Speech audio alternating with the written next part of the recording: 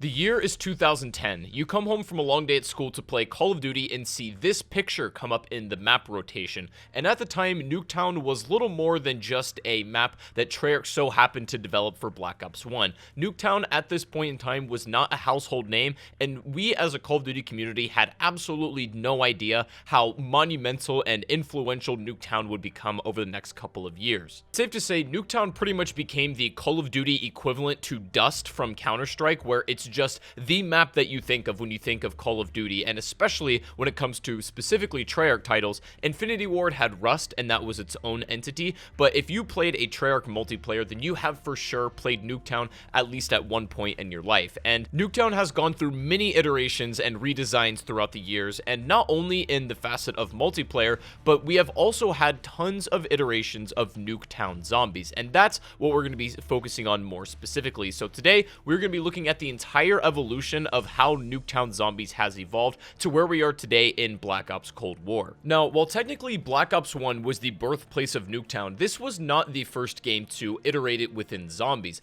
Nuketown, as I said before, was literally just a map that Treyarch had developed to sort of be a very high-paced, chaotic kind of style, and with a relatively well-regulated balance, Nuketown easily became the most popular map in Black Ops 1. As Call of Duty games tend to do, they draw inspiration for their multiplayer map settings and designs from a lot of the campaign, and Nuketown was no different. These ideas were heavily drawn on from missions that were featured in the campaign, as well as there's some speculation that Indiana Jones and the Kingdom of the Crystal Skull, a film that released in 2008, was also heavy inspiration for the aesthetics and the overall feel of Nuketown. However Nuketown was conceived, we may never exactly know the whole story, but what we do know is the final product that came as a result of such, and because Black Ops 1 was the direct predecessor to Call of Duty World at War, Call of Duty, and specifically Zombies, was still very much in its infancy. So because Nuketown was only a multiplayer map at the time, you can guarantee that there was almost no idea while they were developing this entire game to make a Zombies version of Nuketown. This would soon change, however, because as Nuketown began to get more notoriety and became more popular within the Call of Duty community, and as Zombies was continuing to grow and expand outside of its original ideas, I'm fairly certain that all of you who played Black Ops 1 during its life cycle at some point asked yourself, man, wouldn't it be really cool if we could play Zombies on Nuketown? And it was just an idea, right? We never really expected that to happen, to be honest, but it looks like Treyarch had asked themselves the exact same thing. But unfortunately, they never got around to creating a fully fledged Black Ops 1 Zombies mode, implementing their original Nuketown map with the game mode they had been working on. And some modders and some mappers have recreated original Nuketown and made it compatible for Zombies, although it's definitely not as polished as it could be as if Treyarch had released their own official Zombies for Nuketown back in Black Ops 1. However, that streak of not having any zombies in this map would soon change with Black Ops 2.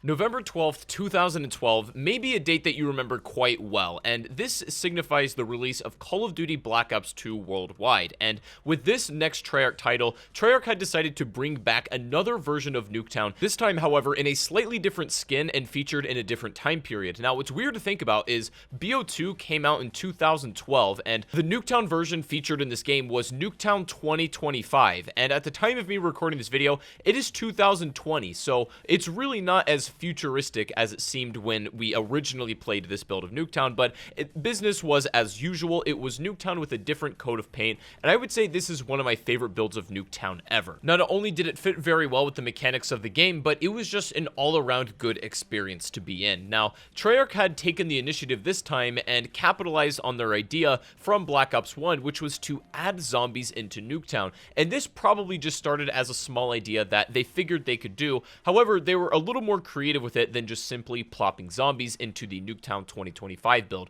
They made their own version specifically for the zombies mode to be a lot more compatible. And thus, as a bonus with a special edition of Black Ops 2 was the official release of Nuketown Zombies, a Treyarch-made, fully compatible zombies experience featuring the ever-popular Nuketown map. And this was not redesigned in the Nuketown 2025 experience like they had developed for multiplayer. This was more akin and faithful to the Black Black Ops 1 build, but it definitely was a lot more zombified, with grayed out skies and completely smoke-ridden from the nuclear waste. Dirt and ash literally blowing across the map the entire time as you play to give it a little bit more of that wasteland-ic feeling, I suppose. And I would say that Nuketown Zombies in Black Ops 2 is easily one of the most underappreciated maps. Just because there's a Call of Duty map that's fun and enjoyable in multiplayer does not always translate it to being a success in zombies, and there's definitely some evidence to support that, but I would say that Nuketown Zombies in Black Ops 2 was the epitome of very chaotic and unpredictable, yet extremely replayable gameplay. Even to this day, Nuketown is single-handedly one of the most difficult maps in Call of Duty Zombies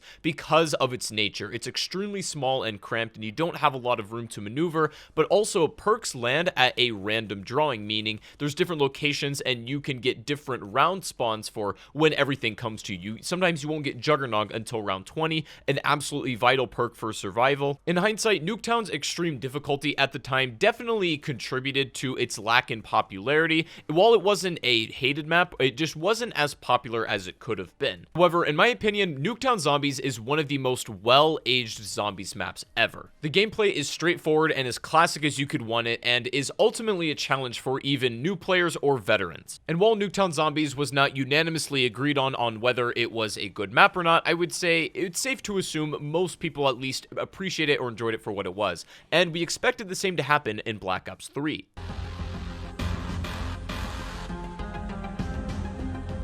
Call of Duty Black Ops 3, which released on November 6, 2015, is one of the most cherished and well-loved Call of Duties for me personally. This is the game that ultimately led me to becoming a YouTuber and meeting some of my best friends that I still have to this day, but more objectively, it was also the birthplace and definitely one of the highest points for zombies ever. The multiplayer featured in Black Ops 3 was much farther ahead in the future than even BO2 was with Nuketown 2025. This build was much farther into the future and had some of the things that were so imaginary that they didn't even seem real. This version of Nuketown was much more dynamic in the fact that you could wall run on most of the playable map and objects that were featured within it, and you could even do this small little Easter egg where you could essentially spawn zombies by shooting off all of the mannequins' heads in a certain amount of time.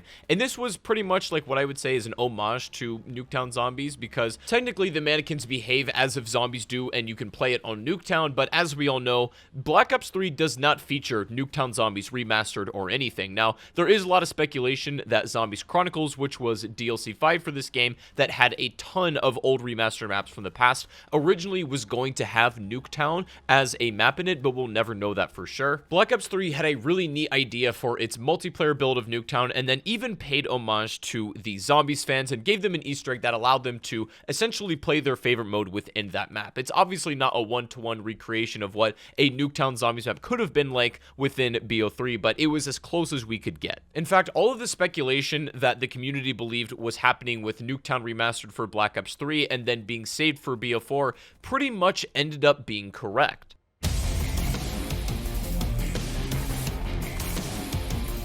October 12th, 2018 is when Call of Duty Black Ops 4 officially released to the world, and its multiplayer and zombies were met with a mixed bag of reviews from both sides. Some people absolutely loving it, and some people despising it. However, it did bring its own version of Nuketown, which as far as the future stuff goes, definitely scaled back a little bit, and put it in a new setting where it's more snowy. They even built another version of original Nuketown for Blackout, which was the Battle Royale version, and on the zombies front, they aimed to take a lot of the assets they had used in Blackout and make them compatible with zombies in their new map, Alpha Omega. Now, there's a lot to speculate and determine from this map in particular, and I would probably say this is my least favorite version of Nuketown Zombies to date. This is the case for me for a lot of reasons. It cannot be boiled down to anything simple, but one particular reason as well is it felt like it was one of the most uninspired maps Treyarch had created, and without trying to be too hard on them, it definitely felt that they lost what had made Nuketown special while implementing Alpha Omega. And it's also painfully obvious that at this point in Zombies, Treyarch was on an extremely tight budget when developing this map, and you can definitely see that, and it's not necessarily a fault towards them, and it's also not to say the concepts that Alpha Omega brought to the table couldn't be better executed if Treyarch had more resources and time. I don't completely discredit Alpha Omega because it did bring some very neat ideas out, especially having the Avogadro, which you guys will know as the Electric Man from Transit, as the boss fight in this map, was a pretty unique idea. The concept for Alpha Omega as well was entirely different to any philosophy they had for Nuketown in the past. Nuketown Zombies in Black Ops 2 was all about constricting space, not having much movement, and it being unbelievably chaotic gameplay. Alpha Omega opened up the playing field a little bit more, allowing you to go in the bunker that players had always speculated what was in there and wanted to go down there. It allowed you to explore the bunker, which was pretty neat, and it definitely opened up a lot more playable space. In hindsight, that decision was good, definitely, but also hurt the map a little bit as well, because this took away the thing that made Nuketown so iconic to begin with. And I'm not sure exactly why this is, but perhaps maybe due to the lack of budget Treyarch had with this, but Alpha Omega to me seems like a custom map as opposed to an authentic, real Treyarch experience. There's something about it that just doesn't exactly sit well with me to include it as one of the greatest maps of all time, not even from a design perspective, but just from like one of Treyarch's best works. I don't think there's very many people at all that will look at Zombies as a whole in its entire retrospect and hold Alpha Omega as one of the most like revolutionary or well-designed maps of all time. It's kind of like, it feels like a custom map for lack of a better explanation. But despite this map suffering a little bit and not being received extremely well by the community, this was not the end of the story for Nuketown Zombies, as we still have Call of Duty Black Ops Cold War.